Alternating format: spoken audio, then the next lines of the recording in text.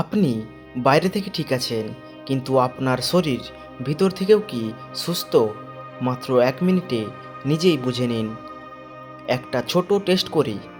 প্রথম প্রশ্ন, সকালে ঘুম থেকে উঠে কি খুব ক্লান্ত লাগে? যদি হ্যাঁ হয়, তাহলে শরীর হয়তো ঠিকমতো বিশ্রাম পাচ্ছে না।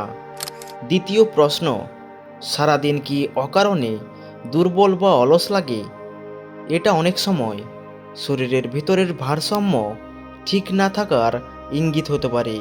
তৃতীয় প্রশ্ন, রাতে কি সহজে ঘুম আসে না বা বারবার ঘুম ভেঙে যায়?